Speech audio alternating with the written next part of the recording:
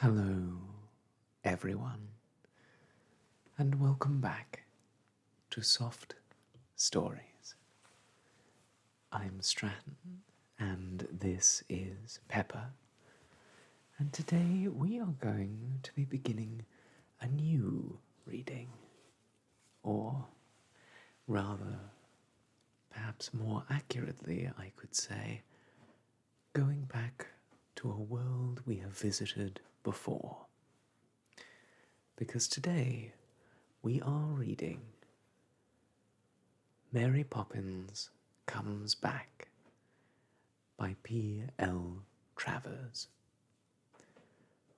The Mary Poppins stories really resonate with many people, both in their original form as books and as films as well. This continuation of the Mary Poppins series was suggested to me by Liam Brown Piano Productions on one of my previous videos. If you have a thought about a series that you'd like to see, let me know in the comments below, and I'll do my best to procure a copy. I'm very lucky with this one because this copy of Mary Poppins Comes Back belongs to my mother, who was kind enough to lend it to me for these videos.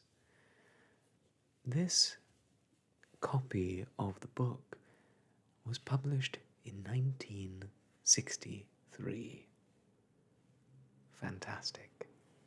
And it is inscribed to Tracy from Nana and Papa.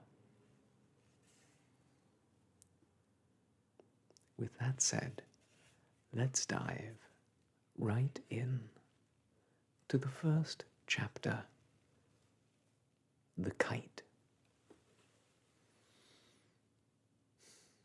It was one of those mornings when everything looks very neat and bright and shiny, as though the world had been tidied up overnight. In Cherry Tree Lane, the houses blinked as their blinds went up, and the thin shadows of the cherry trees fell in dark stripes across the sunlight. But there was no sound anywhere, except for the tingling of the ice cream man's bell as he wheeled his cart up and down. "Stop me and buy one," said the placard in front of the cart, and presently a sweep came round the corner of the lane and held up his black sweepy hand. The ice cream man went tingling up to him. "Penny one," said the sweep, and he stood leaning on his bundle of brushes as he licked out the ice cream with the tip of his tongue. When it was all gone, he gently wrapped the cone in his handkerchief and put it in his pocket. "Don't you eat cones?" said the ice cream man, very surprised. "No, I collect 'em," said the sweep. And he picked up his brushes and went in through Admiral Boom's front gate, because there was no tradesman's entrance. The ice cream man wheeled his cart up the lane again and tingled, and the stripes of shadow and sunlight fell on him as he went. "Never knew it so quiet before," he murmured, gazing from right to left and looking out for customers. At that very moment, a loud voice sounded from number 17. The ice cream man cycled hurriedly up to the gate, hoping for an order. "I won't stand it. I simply will not stand any more," shouted Mr. Banks, striding angrily from the front door to the foot of the stairs and back again. "What is it?" said Mrs. Banks anxiously, hurrying out of the dining room. "And what is that you're kicking up and down the hall?" Mr. Banks lunged out with his foot, and something black flew halfway up the stairs. "My hat," he said between his teeth. "My best bowler hat." He ran up the stairs and kicked it down again. It spun for a moment on the tiles and fell at Mrs. Banks's feet. "Is anything wrong with it?" said Mrs. Banks, nervously. But to herself she wondered whether there was not something wrong with Mr. Banks. "Look and see," he roared at her. Trembling, Mrs. Banks stooped and picked up the hat. It was covered with large, shiny, sticky patches, and she noticed it had a peculiar smell. She sniffed at the brim. "It smells like boot polish," she said. "It is boot polish," retorted Mr. Banks. "Robertson A. has brushed my hat with the boot brush. In fact, he has polished it." Mrs. Banks's mouth fell open with horror. "I don't know what's come over this house," Mr. Banks went on. "Nothing ever goes right. Hasn't for ages. Shaving water too hot, breakfast coffee too cold, and now this." He snatched his hat from Mrs. Banks and caught up his bag. "I am going," he said, "and I don't know that I shall ever come back. I shall probably take a long sea voyage." Then he clapped the hat on his head, banged the front door behind him, and went through the gate so quickly that he knocked over the ice cream man, who had been listening to the conversation with interest. "It's your own fault," he said crossly. "You'd no right to be there." And he went striding off towards the city, his polished hat shining like a jewel in the sun. The ice cream man got up carefully, and finding that there were no bones broken, he sat down on the curb and made it up to himself by eating a large ice cream. "Oh dear," said Mrs. Banks, as she heard the gate slam. "It's quite true. Nothing does go right nowadays. First one thing and then another. Ever since Mary Poppins left without a word of warning, everything has gone wrong." She sat down at the foot of the stairs and took out her handkerchief and cried into it. And as she cried, she thought of all that had happened since that day when Mary Poppins had so suddenly and so strangely disappeared. "Here one night and gone the next. Most upsetting," said Mrs. Banks, gulping. Nurse Green had arrived soon after, and had left at the end of a week because Michael had spat at her.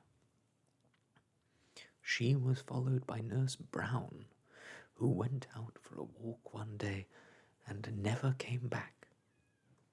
And it was not until later that they discovered that all the silver spoons had gone with her.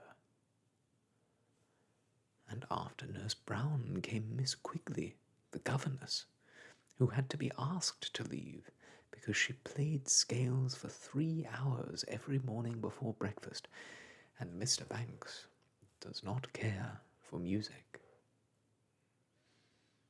And then, sobbed Mrs. Banks to her handkerchief, there was Jane's attack of measles, and the bathroom geyser bursting, and the cherry trees ruined by frost, and, if you please,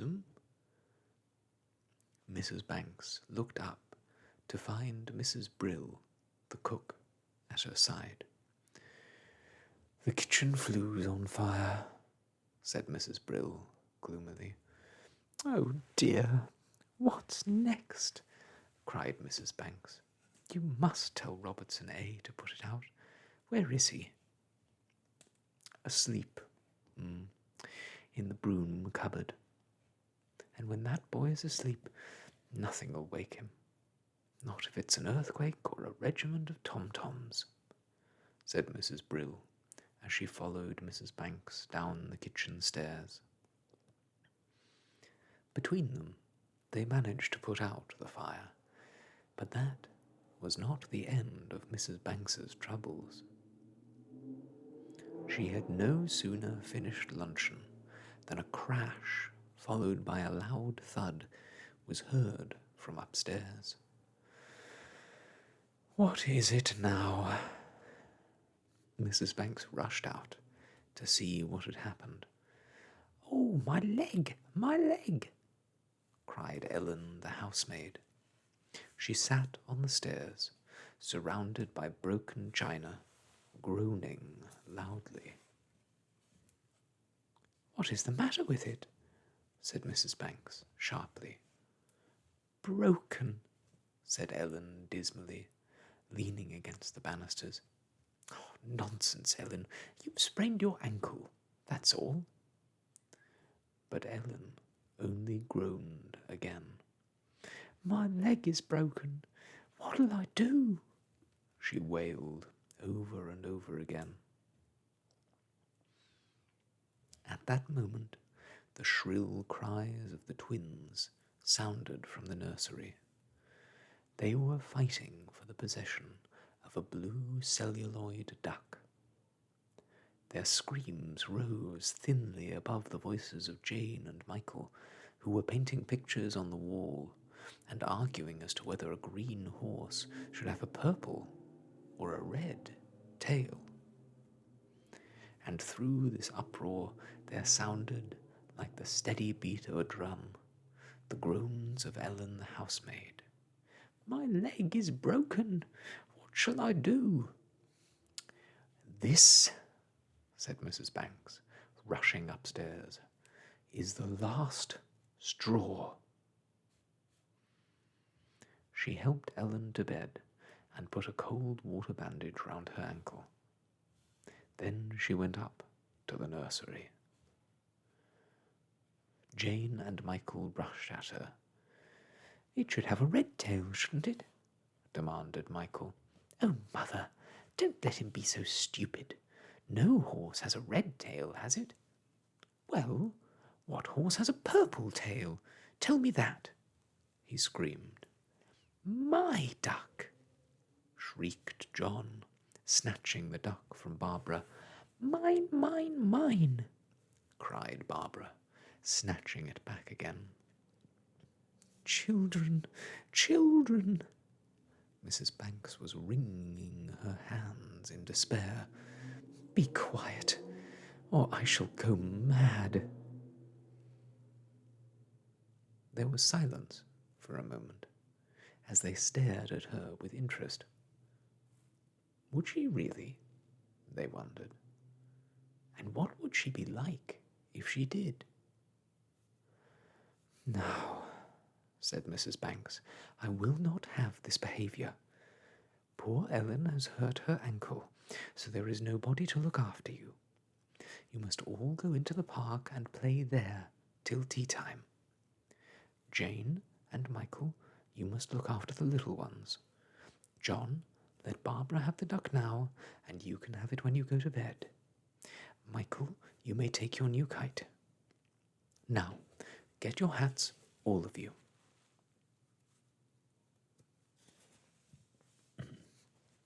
But I want to finish my horse, began Michael crossly. Why must we go to the park? Complained Jane. There's nothing to do there. Because, said Mrs. Banks, I must have peace. And if you will go quietly and be good children, there will be coconut cakes for tea. And before they had time to break out again, she had put on their hats and was hurrying them down the stairs. Look both ways, she called, as they went through the gate, Jane pushing the twins in the perambulator, and Michael carrying his kite. They looked to the right, and there was nobody there. They looked to the left, and nothing was coming but the ice cream man, who was jingling his bell at the end of the lane. Jane hurried across. Michael trailed after her. I hate this life, he said miserably to his kite. Everything always goes wrong, always. Jane pushed the perambulator as far as the lake. Now, she said, give me the duck. The twins shrieked and clutched it at either end. Jane uncurled their fingers. Look, she said, throwing the duck into the lake. Look, darlings, it's going to India. The duck drifted off across the water. The twins stared at it and sobbed. Jane ran round the lake and caught it and sent it off again. Now, she said brightly, it's off to Southampton. The twins did not appear to be amused. Now to New York. They wept harder than ever. Jane flung out her hands. Michael, what are we to do with them? If we give it to them, they'll fight over it, and if we don't, they'll go on crying. I'll fly the kite for them, said Michael. Look, children, look. He held up the beautiful green and yellow kite and began to unwind the string. The twins eyed it tearfully and without interest. He lifted the kite above his head and ran a little way. It flapped along the air for a moment and then collapsed hollowly on the grass. Try again, said Jane encouragingly. You hold it up while I run, said Michael. This time the kite rose a little higher, but as it floated, its long tasselled tail caught in the branches of a lime tree, and the kite dangled limply among the leaves. The twins howled lustily. Oh dear, said Jane. Nothing goes right nowadays. Hello, hello, hello. What's all this? Said a voice behind them. They turned and saw the park keeper, looking very smart in his uniform and peaked cap. He was prodding up stray pieces of paper with the sharp end of his walking stick. Jane pointed to the lime tree. The keeper looked up. His face became very stern. Now, you're breaking the rules. We don't allow litter here, you know. Not on the ground nor in the trees, neither. This won't do at all. It isn't litter. It's a kite, said Michael. A mild, soft, foolish look came over the keeper's face. He went up to the lime tree. "A kite? Oh, so it is, and I haven't flown a kite since I was a boy." He sprang up into the tree and came down, holding the kite tenderly under his arm. "Now," he said excitedly, "we'll wind her up and give her a one, and away she'll go." He put out his hand for the winding stick. Michael clutched it firmly.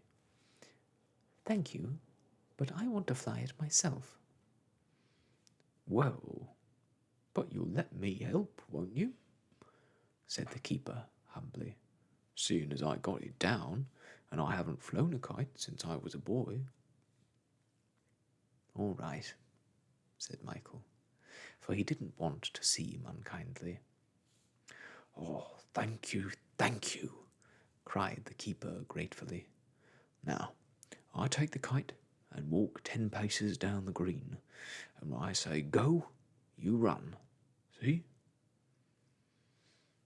The keeper walked away, counting his steps out loud. 8, 9, 10. He turned and raised the kite above his head. "Go!" Michael began to run. "Let her out!" roared the keeper. Behind him, Michael heard a soft flapping noise. There was a tug at the string as the winding switch turned in his hand. "She's afloat!" cried the keeper. Michael looked back. The kite was sailing through the air, plunging steadily upwards. Higher and higher it dived, a tiny wisp of green and yellow, bounding away into the blue. The keeper's eyes were popping. "I never saw such a kite, not even when I was a boy," he murmured, staring upwards. A light cloud came up over the sun and puffed across the sky. "It's coming toward the kite," said Jane in an excited whisper. Up and up went the tossing tail, darting through the air until it seemed but a faint dark speck on the sky. The cloud moved slowly towards it. Nearer, nearer. "Gone," said Michael, as the speck disappeared behind the thin grey screen. Jane gave a little sigh. The twins sat quietly in the perambulator. A curious stillness was upon them all. The taut string running up from Michael's hand seemed to link them all to the cloud, and the earth to the sky. They waited, holding their breaths, for the kite to appear again. Suddenly, Jane could bear it no longer. "Michael," she cried, "pull it in, pull it in." She laid her hand upon the tugging, quivering string. Michael turned the stick and gave a long, strong pull. The string remained taut and steady. He pulled again, puffing and panting. "I can't," he said. "It won't come." "I'll help," said Jane. "Now pull." But hard as they tugged, the string would not give, and the kite remained hidden behind the cloud. "Let me," said the keeper importantly. "When I was a boy, we did it this way." And he put his hand on the string just above Jane's and gave it a short, sharp jerk. It seemed to give a little. "Now, all together, pull," he yelled. The keeper tossed off his hat, and planting their feet firmly on the grass, Jane and Michael pulled with all their might. And you can see them doing so right here, with the groundskeeper's hat on the ground and everyone looking up at the kite. "It's coming," panted Michael. Suddenly, the string slackened, and a small whirling shape shot through the grey cloud and came floating down.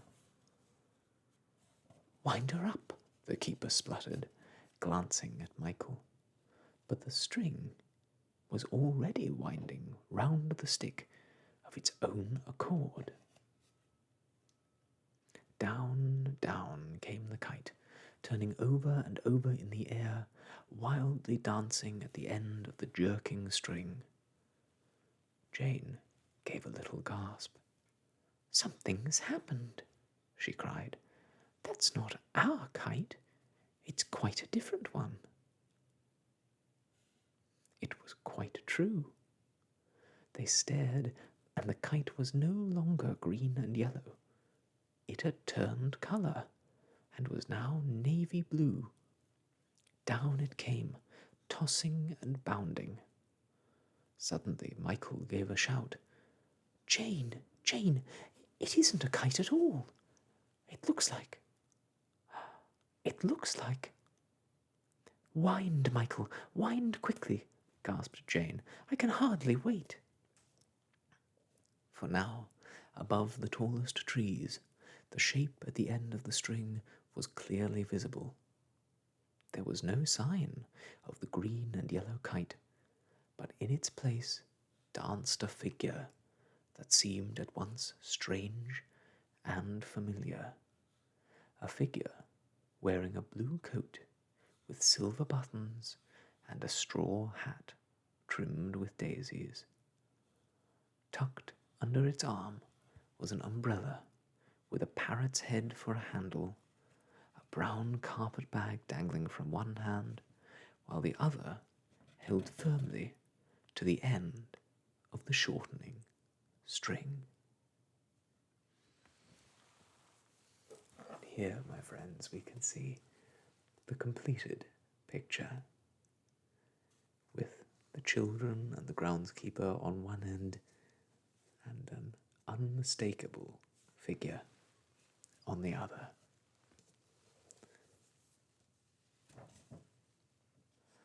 "Ah!" Jane gave a shout of triumph. "It is she!" "I knew it!" cried Michael, his hands trembling on the winding stick. "Lummy," said the park keeper, blinking. "Lummy." On sailed the curious figure, its feet neatly clearing the tops of the trees. They could see the face now, and the well-known features. Coal-black hair, bright blue eyes, and a nose turned upwards like the nose of a Dutch doll. As the last length of string wound itself round the stick, the figure drifted down between the lime trees and alighted primly upon the grass. In a flash, Michael dropped the stick. Away he bounded, with Jane at his heels. "Mary Poppins! Mary Poppins!" they cried, and flung themselves upon her.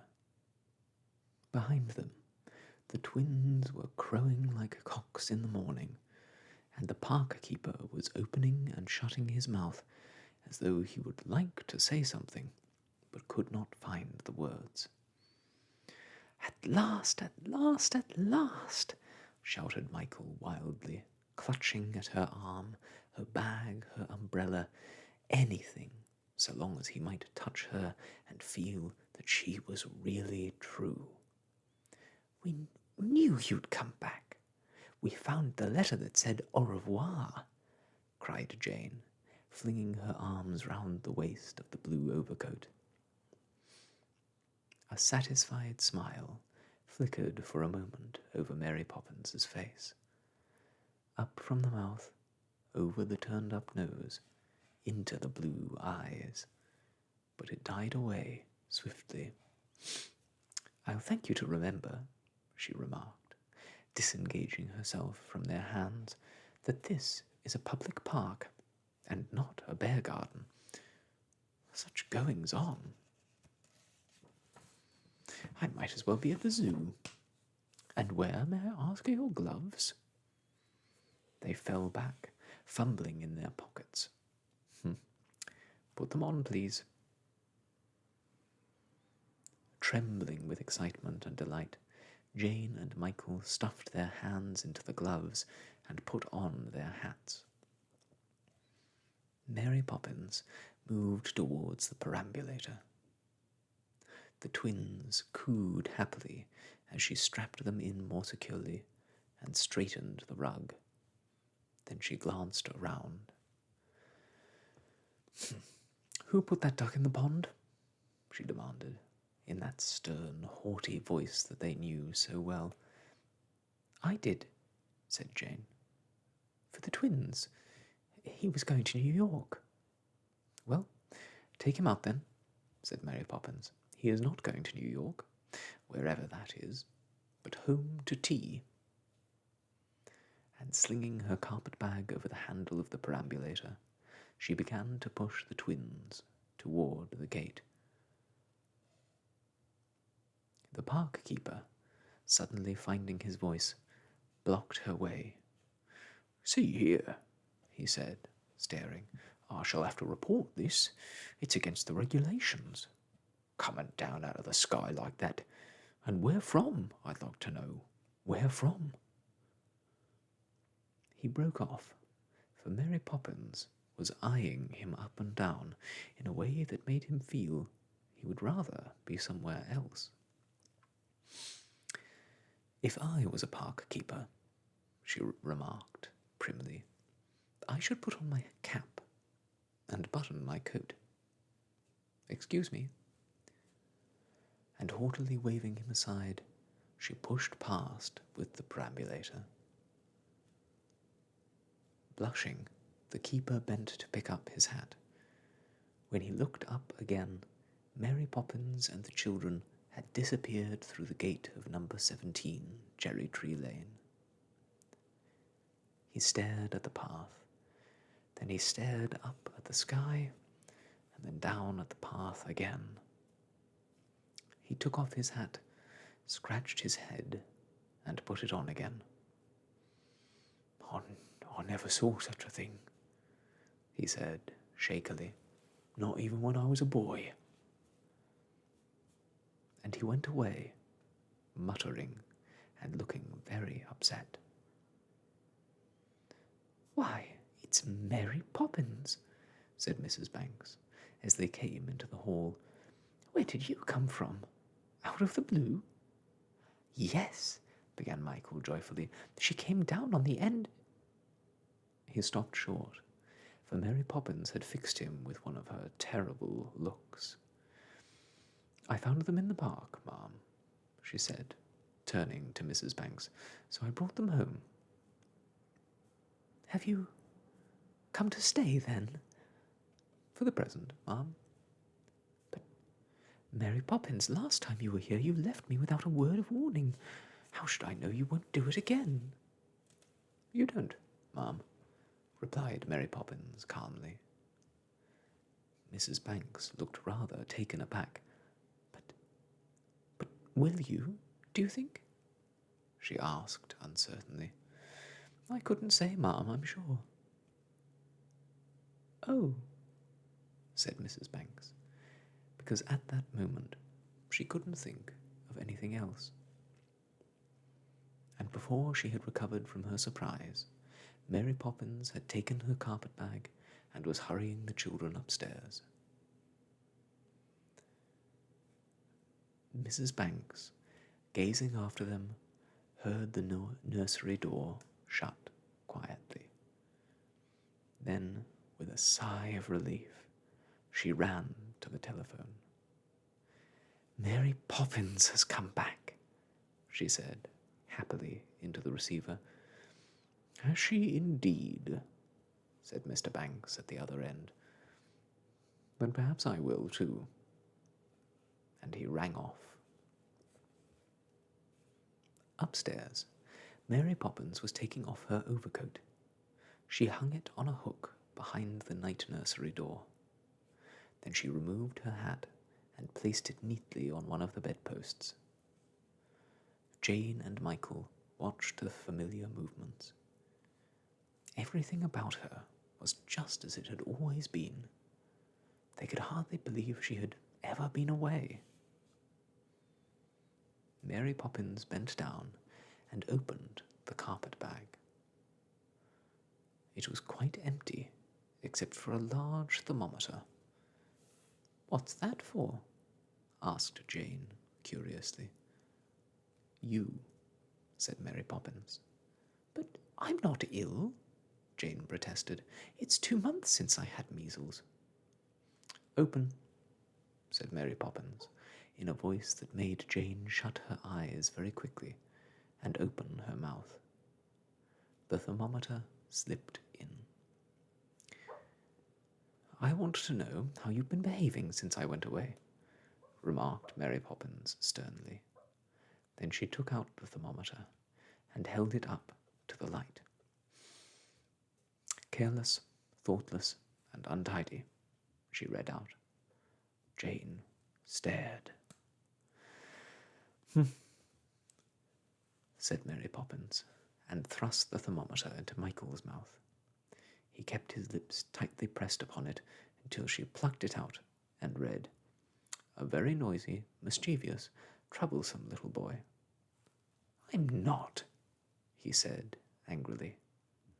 For answer, she thrust the thermometer under his nose, and he spelt out the very large red letters AVERYNOIS.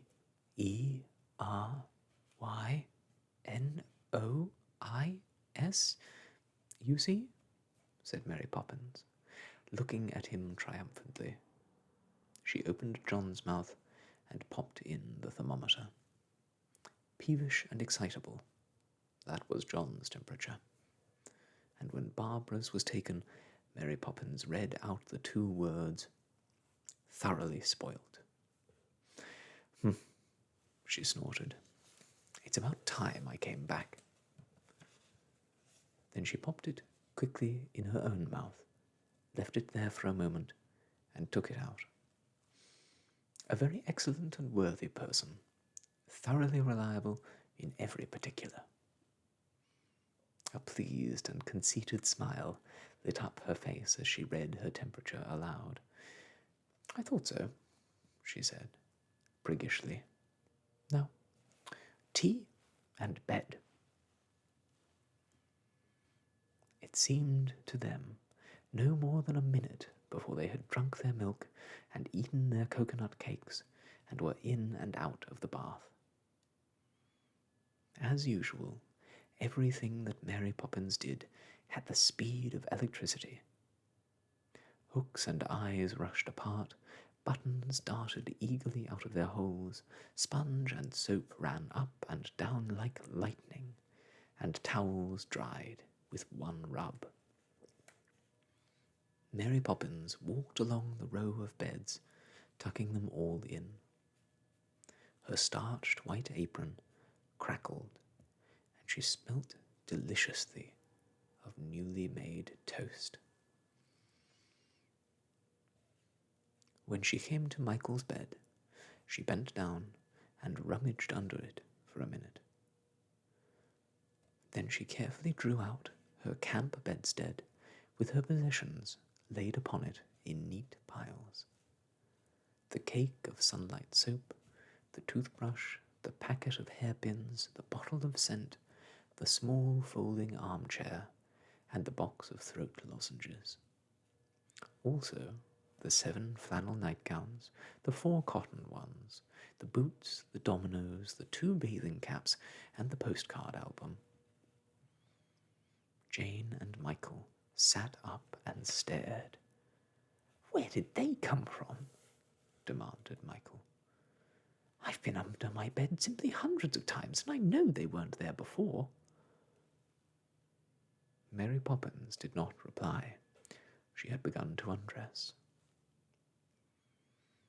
Jane and Michael exchanged glances. They knew it was no good asking, because Mary Poppins never explained anything. She slipped off her starched white collar and fumbled at the clip of a chain around her neck. "What's inside that?" inquired Michael, gazing at a small gold locket that hung on the end of the chain. "A portrait." "Whose?" "You'll know when the time comes. Not before," she snapped. "When will the time come?" "When I go." They stared at her with startled eyes. "But Mary Poppins," cried Jane, "you won't ever leave us again, will you? Oh, say you won't." Mary Poppins glared at her. "A nice life I'd have," she remarked, "if I spent all of my days with you." "But will you stay?" persisted Jane eagerly. Mary Poppins tossed the locket up and down on her palm. "I'll stay till the chain breaks," she said briefly, and popping a cotton nightgown over her head, she began to undress beneath it. "That's all right," Michael whispered across to Jane. "I noticed the chain, and it's a very strong one." He nodded to her reassuringly. They curled up in their beds and lay watching Mary Poppins as she moved mysteriously beneath the tent of her nightgown. And they thought of her first arrival at Cherry Tree Lane, and all the strange and astonishing things that happened afterwards, of how she had flown away on her umbrella when the wind changed, of the long, weary days without her, and her marvelous descent from the sky this afternoon. Suddenly, Michael remembered something. "My kite," he said, sitting up in bed. "I forgot all about it. Where is my kite?" Mary Poppins's head came up through the neck of the nightgown. "Kite," she said crossly. "Which kite? What kite?"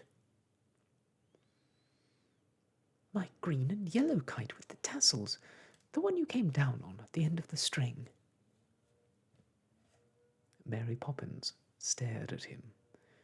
He could not tell if she was more astonished than angry, but she looked as if she was both. And her voice, when she spoke, was more awful than her look.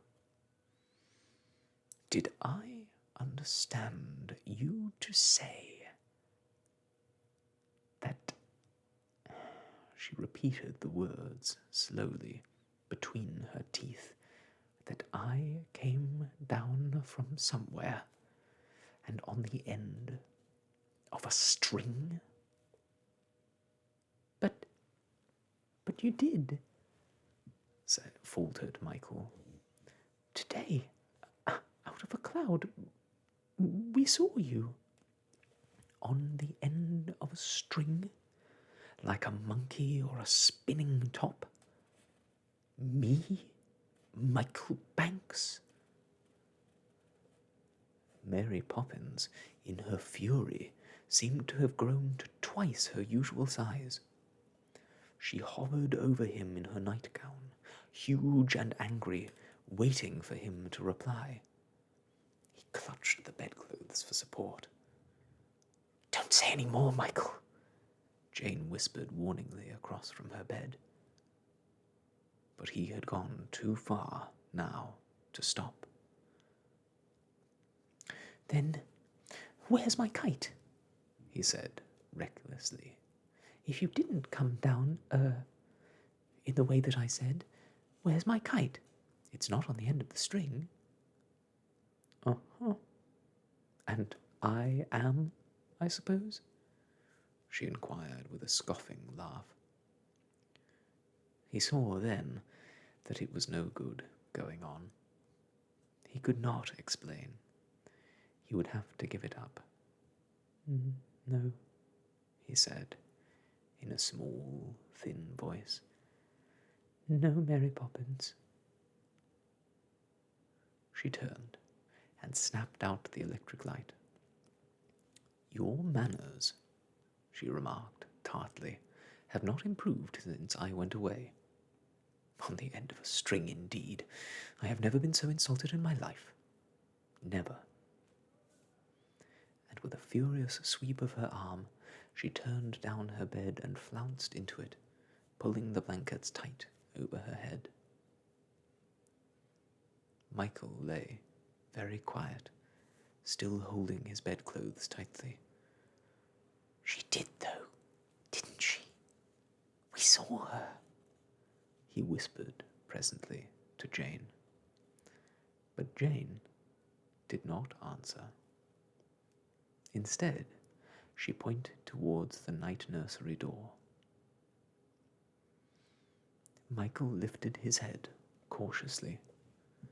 Behind the door, on a hook, hung Mary Poppins's overcoat, its silver buttons gleaming in the glow of the nightlight, and dangling from the pocket were a row of paper tassels, the tassels of a green and yellow kite. They gazed at it for a long time. Then they nodded across to each other.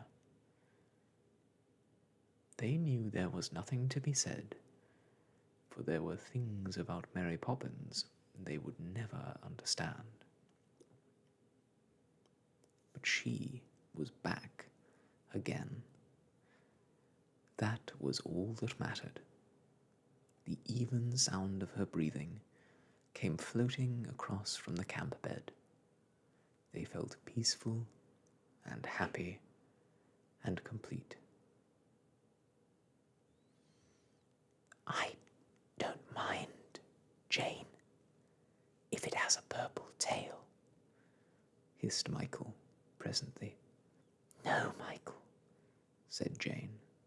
I really think a red would be better. After that, there was no sound in the nursery but the sound of 5 people breathing very quietly.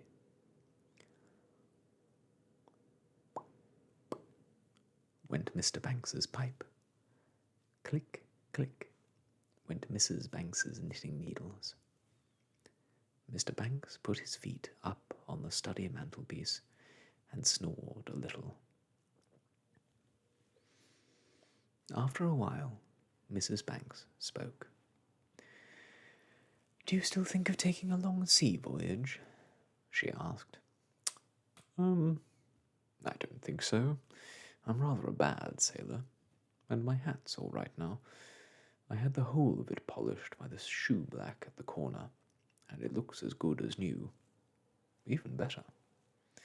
Besides, now that Mary Poppins is back, my shaving water will be just the right temperature. Mrs. Banks smiled to herself and went on knitting. She felt very glad that Mr. Banks was such a bad sailor and that Mary Poppins had come back. Down in the kitchen, Mrs. Brill was putting a fresh bandage round Ellen's ankle. I never thought much of her when she was here, said Mrs. Brill, but I must say this has been a different house since this afternoon. As quiet as a Sunday and neat as a ninepence. I'm not sorry she's back. Neither am I, indeed, said Ellen thankfully. And neither am I, thought Robertson A., listening to the conversation through the wall of the broom cupboard. Now I shall have a little peace. He settled himself comfortably on the upturned coal scuttle and fell asleep again, with his head against a broom. But what Mary Poppins thought about it, nobody ever knew, for she kept her thoughts to herself and never told anyone anything.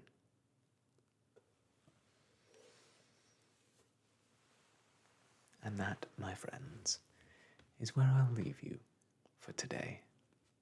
Thank you so much for joining me once again.